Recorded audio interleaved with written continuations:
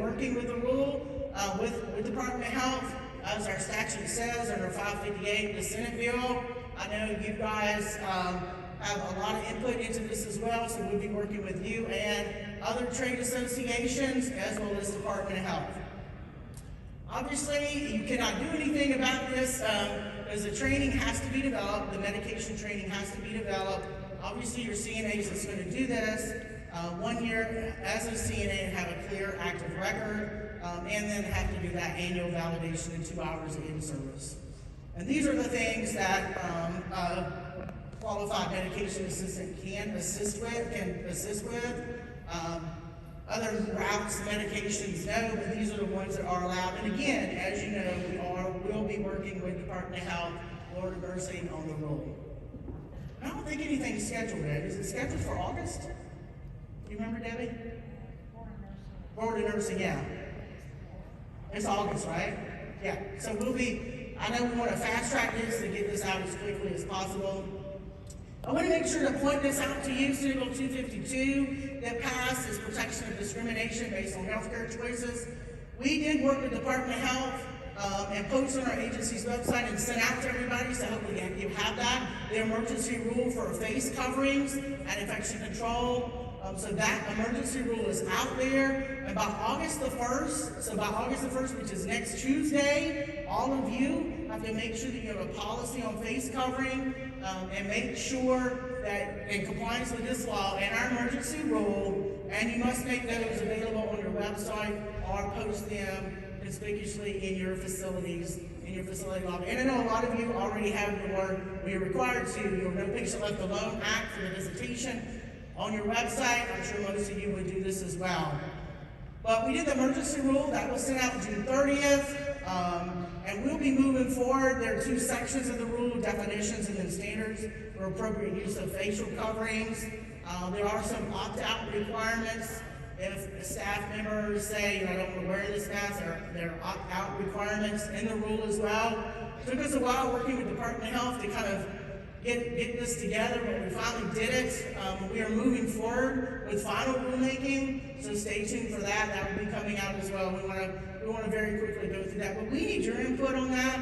You know, it's not just us. We'll be working with Department of Health, but you know, we need to know from you guys what will work in your facility. So please let us know. Please provide us feedback. Agency resources. I want to go through this right quick. I hope that all of you are signed up for agency resources. If not, please make sure that you do.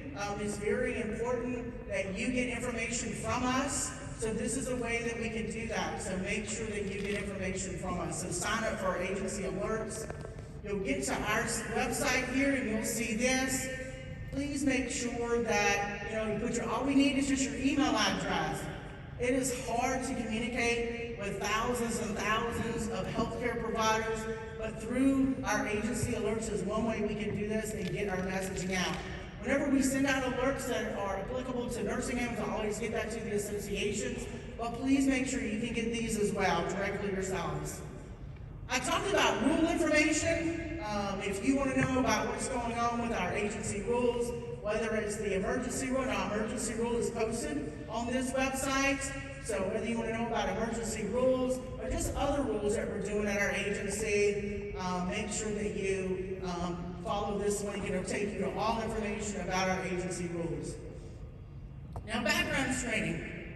I want to talk about this for just a minute because I do understand that, in hearing some conversations, that there seems to be a little bit of delay sometimes with getting the results. And I know you guys are working as fast as you can to hire staff. So are we. So that's been part of our problem in our background screening unit. We're finally about at full load here with our staff. We had a lot of vacancies in our background screening unit, like a lot of you did. So we're trying to fill those positions and get those individuals up and running. So our average is about 5.6 days for processing the background screening, finding screening results. So, be patient with us. But if there are some, I'm going to give you a couple of little tips here that my background screening unit wanted me to share. Keep this in mind, before you call Debbie and say, I haven't got my results yet, it's been 3 days. So, our average time is 5.6 days. Normally we try to move those a little quicker, but all screening should be initiated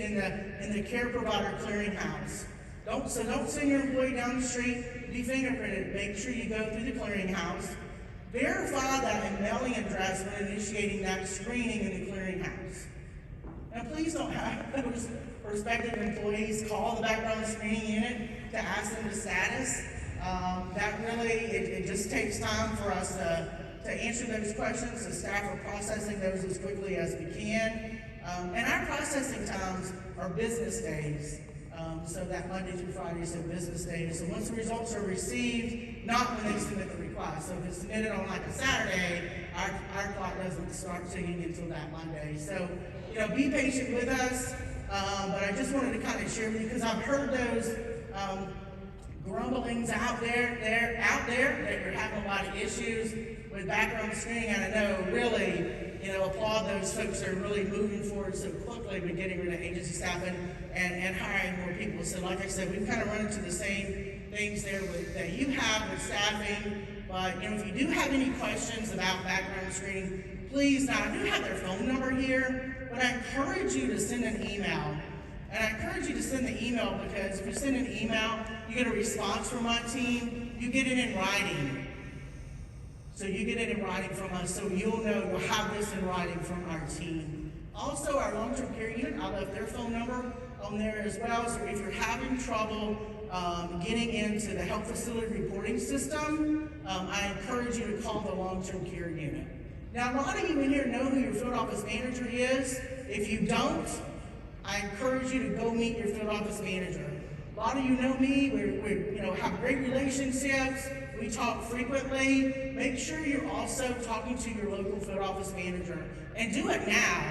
Don't wait until something horrible happens in your facility, or if you're new to that facility, if you're a new administrator, you just got your license and you've been hired in this building, reach out to your local field office manager. We want to meet you. And if you're having any pushback from my managers, let me know, because I strongly encourage this communication and collaboration and coordination with all of us throughout the state. It takes all of us to do this. And if we're going to improve our quality, we all have to work together. It can't be just me and Debbie sitting in a room talking. We need everybody to be a part of that. So again, make sure to reach out to your managers, to the managers here. Go in and meet with them. A lot of you come to Tallahassee to meet with me. Well, I love that. I love taking time out of my schedule and doing that. If I'm traveling around the state to pop into your facility and meet you and your teams. I like that. And those of you who met here this week, love that. It's also important to talk locally too. So these are my